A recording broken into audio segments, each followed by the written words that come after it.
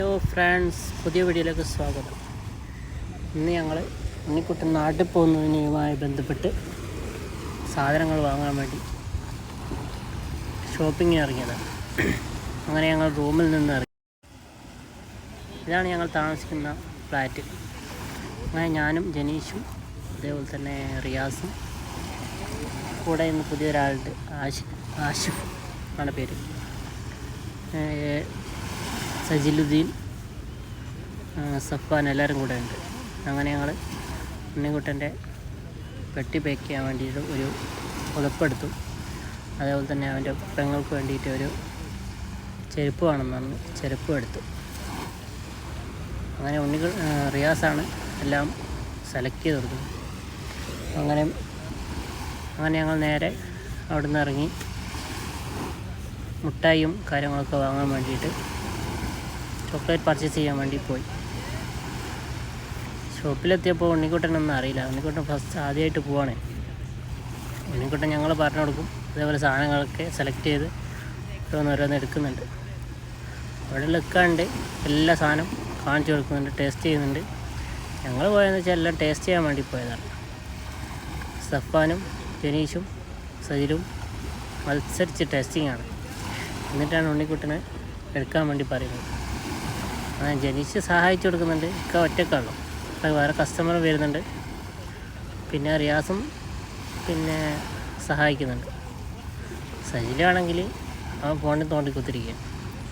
ഇടയ്ക്കിടയ്ക്ക് ഓരോ കമൻറ്റെല്ലാം അടിക്കുന്നുണ്ട് സജിലും. പക്ഷേ ഹെൽപ്പിങ്ങിന് ഫുള്ള് റിയാസാണ്. എല്ലാം വാരിയിട്ടൊക്കെ ഇടുന്നുണ്ട്.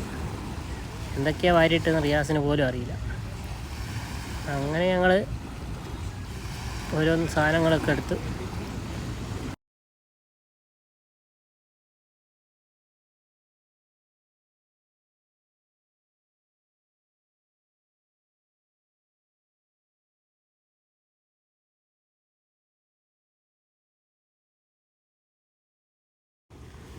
ഉണ്ണിക്കുട്ടൻ ഫുൾ ടെസ്റ്റിംഗ് ആണ്. കാരണം എന്ന് വെച്ചാൽ നാട്ടിൽ പോയിട്ട് എങ്ങനെയാണ് കിട്ടുമെന്ന് അറിയില്ലല്ലോ.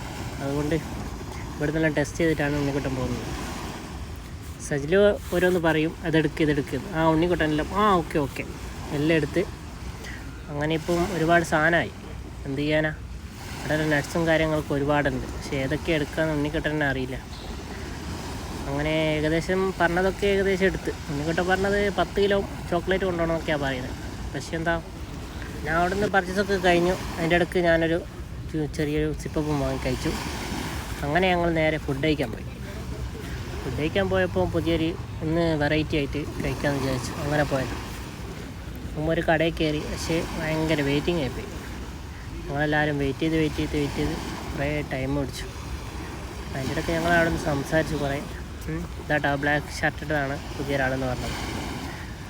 അങ്ങനെ ഞങ്ങളൊക്കെ ഇരുന്ന് വെയിറ്റ് ചെയ്ത് ഏകദേശം അരമണിക്കൂർ കഴിഞ്ഞപ്പോൾ നമുക്കൊരു സൂപ്പ് കിട്ടി.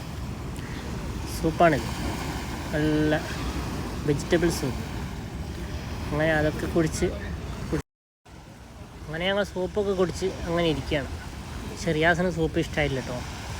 അതുകൊണ്ട് അവൻ്റെ സൂപ്പും കൂടി ഞാൻ കുടിച്ചു. എന്ത് ചെയ്യാൻ, സൂപ്പ് എനിക്ക് ഭയങ്കര ഇഷ്ടമാണ്. അതുകൊണ്ട് ഞാനും കുടിച്ചു. സഫാൻ ഇടയ്ക്കിടയ്ക്ക് കമൻ്റ് അടിക്കുന്നുണ്ട്. അങ്ങനെ ടേബിളിൽ 6-7 പ്ലേറ്റ് അങ്ങ് വന്നു.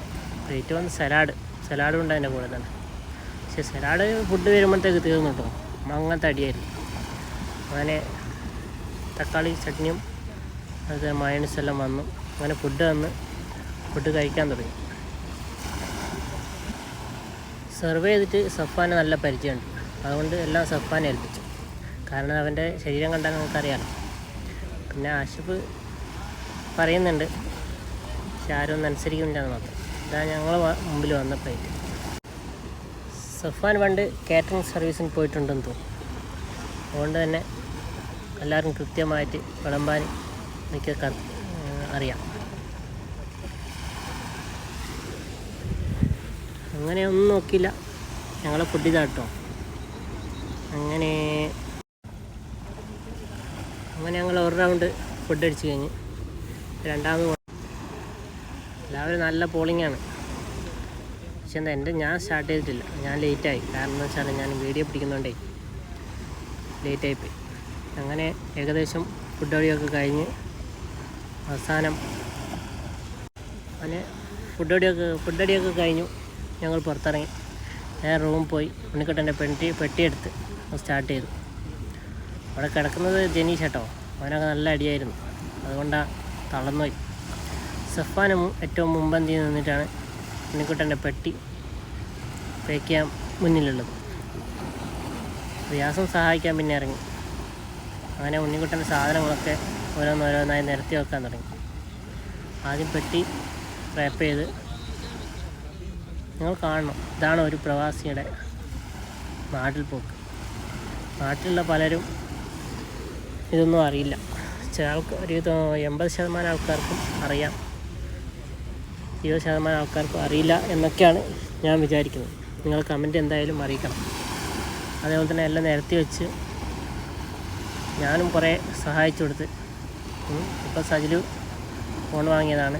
ഞാൻ സൈഡിൽ എന്നെ കാണാലോ, റൂമിൽ പാട്ട് വെച്ചിട്ടുണ്ട്. അതിൻ്റെ ഓരോ സെറ്റപ്പിലാണ് ഞങ്ങൾ. അങ്ങനെ വാങ്ങിയ പുതപ്പൊക്കെ പെട്ടിയിലാക്കി. നിങ്ങൾ ഈ ഒരു വീഡിയോയിൽ ഒരു ബാക്ക്ഗ്രൗണ്ട് മ്യൂസിക് വെക്കാം. അതെന്താണ് എന്തായാലും കമൻറ്റ് ബോക്സിൽ അറിയിക്കണം. ഓക്കെ.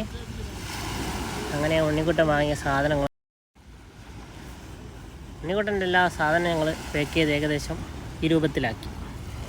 പ്രവാസികൾ പെട്ടി പാക്ക് ചെയ്ത് ഇങ്ങനെയാണ്. ഓക്കെ, അറിയാലോ.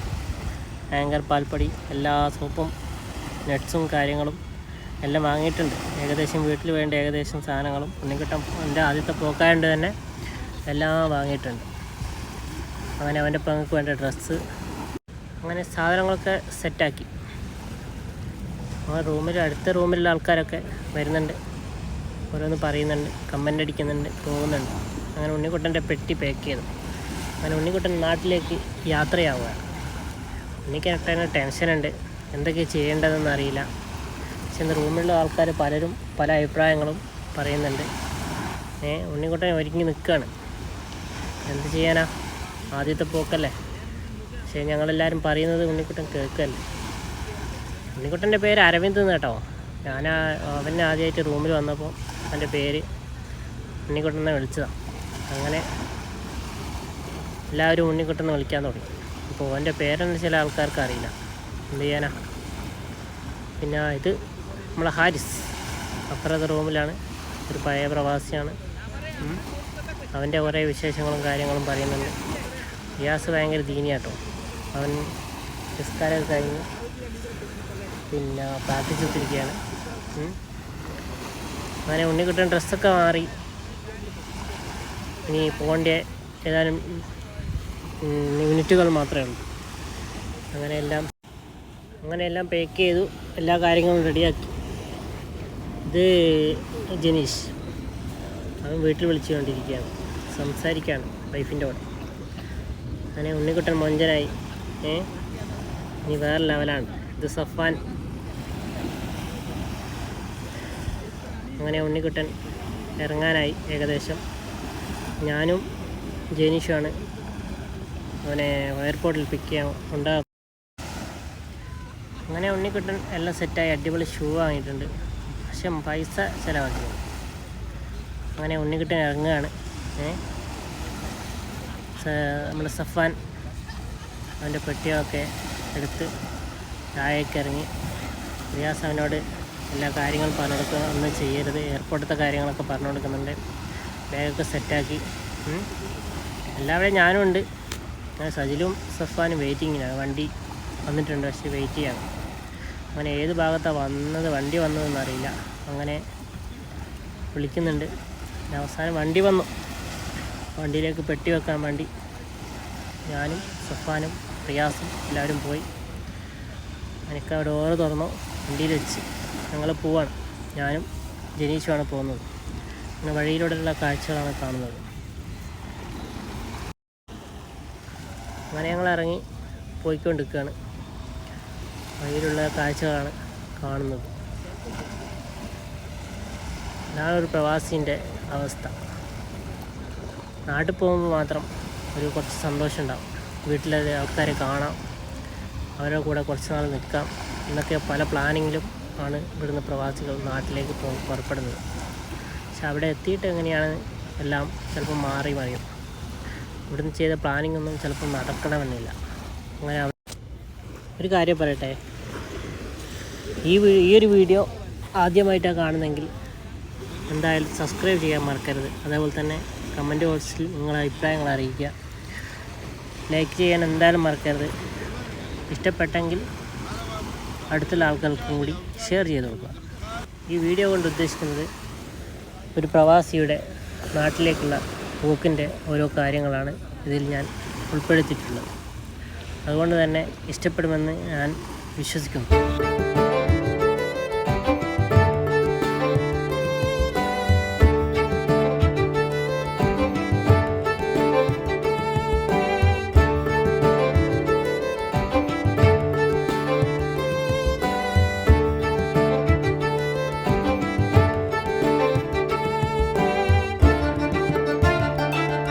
അങ്ങനെ ഏതാനും സെക്കൻഡുകൾക്കുള്ളിൽ ഉണ്ണിക്കുട്ടൻ എയർപോർട്ടിൽ ലാൻഡ് ചെയ്യുകയാണ്. എയർപോർട്ടിൻ്റെ അടുത്തെത്താറായി. അങ്ങനെ എയർപോർട്ട് കണ്ടു തുടങ്ങിയപ്പോൾ തന്നെ ഉണ്ണിക്കുട്ടന് വളരെ സന്തോഷമായി. കാരണം പെട്ടെന്ന് ഫ്ലൈറ്റ് കയറി പോകാമല്ലോ എന്ന് വിചാരിച്ചു. എയർപോർട്ടിലെത്തിയപ്പം എനിക്കും ഒരു വിചാരം, പെട്ടെന്ന് നാട്ടിൽ പോയാലോ എന്ന്. പാസ്പോർട്ട് ഉണ്ടെങ്കിൽ നേരെ അങ്ങ് പോകാമായിരുന്നു. ഇതാണ് ഷാർജ എയർപോർട്ട്. അങ്ങനെ അവിടെ എത്തി എല്ലാ കാര്യങ്ങളും ജനീഷ് പറഞ്ഞു കൊടുത്തിട്ടുണ്ട്, എന്തൊക്കെ ചെയ്യണം എന്നൊക്കെ. അങ്ങനെ ഉണ്ണിക്കുട്ടൻ യാത്രയാവുകയാണ്. എല്ലാം പറഞ്ഞ് ഉണ്ണിക്കുട്ടൻ അങ്ങനെ ഉള്ളിലേക്ക് കയറി. അങ്ങനെ ഞങ്ങൾ തിരിച്ചു വന്ന് ഇവിടെ അജ്മാനിലെത്തി. ഇതാണ് നെക്സ്റ്റോൻ്റെ രാത്രിയുള്ള കാഴ്ചയാണ്. അങ്ങനെ ഞാൻ ജനീഷും എയർപോർട്ടിൽ പോയി അജ്മാനിൽ. ഇനി വീണ്ടും അടുത്ത വീഡിയോയിൽ വീണ്ടും കാണാം. Okay, by.